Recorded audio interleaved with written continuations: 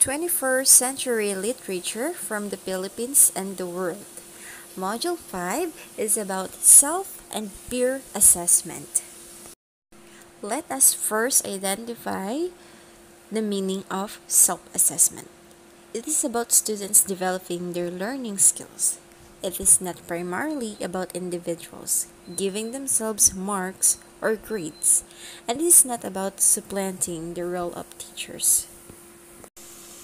It is also defined as the involvement of learners in making judgments about their achievements and the outcomes of their learning. It is a valuable approach in supporting student learning, particularly when used formatively.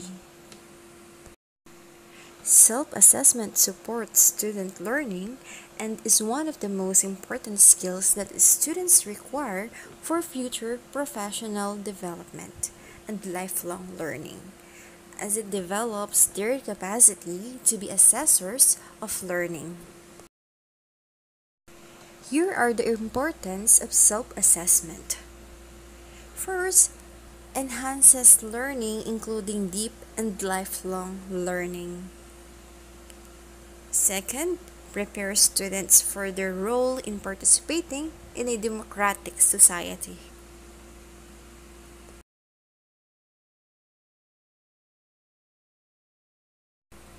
Develops learner autonomy, cognitive abilities, and metacognitive engagement.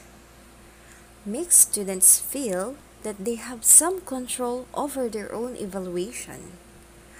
Promotes active engagement with learning. Promotes better understanding of content and increases quality and thoughtfulness on assignments. Alleviates students' anxiety and eases student-teacher conflict by demystifying the grading process. Enhances personal or intellectual development or social competencies.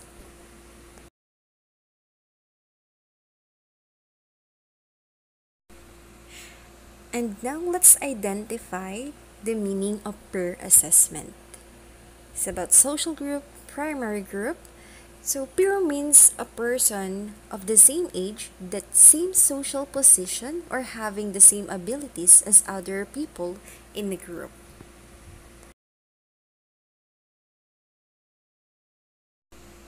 What is peer assessment? Peer assessment, the assessment of students' work by other students of equal status. Students often undertake peer assessment in conjunction with formal self-assessment. They reflect on their own efforts and extend and enrich this reflection by exchanging feedback on their own and their peers' work.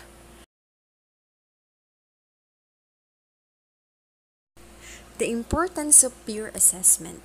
Review provides a structural learning process for students to critique and provide feedback to each other on their work. It helps students develop lifelong skills in assessing. It equips them with skills to assess themselves and improve their own work. It encourages students to be involved in the assessment process. It helps students develop their judgmental skills when they assess the work of other students. More feedback can be generated by the students to improve more their work. It alleviates students' anxiety and eases students-teacher conflict by demystifying the grading process.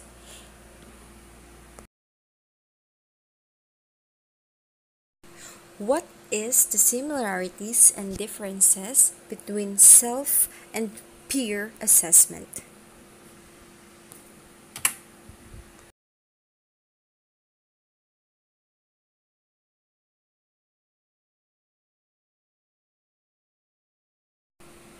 Peer assessment is the process of assessing one's peers. It can be the work or the assignment of your classmates. Self-assessment is a self-critic. You need to check your own work, your own assignment, or your own project. These two are tools used to assess one's work. Checking your work, your own project, or it can be your classmates' works. These two are both beneficial to improve one's work. Checking your work or checking your assignment, your project, you're able to identify what to do best next time. And also, checking your classmates' work or assignment, your project, you can also give them feedback what to do best next time. We have here a sample rubric.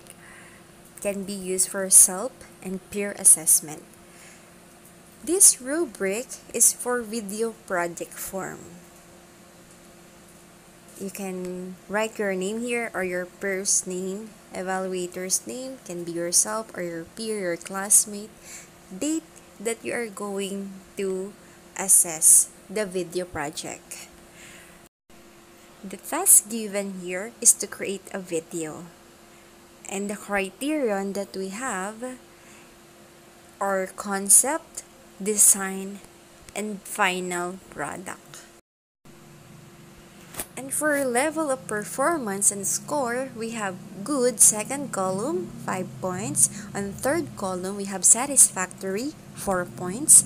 And for the fourth column, we have needs improvement, 3 points. And another needs improvement, 1 to 2 points.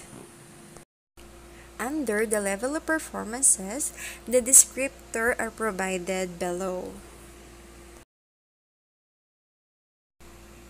Always remember, when assessing yourself or your peer, make sure to be honest so that next time you know what are the areas or skill need to improve next time.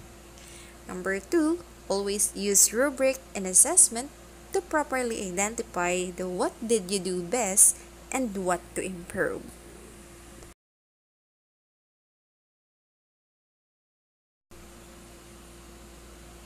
Thank you so much for listening and watching this video presentation.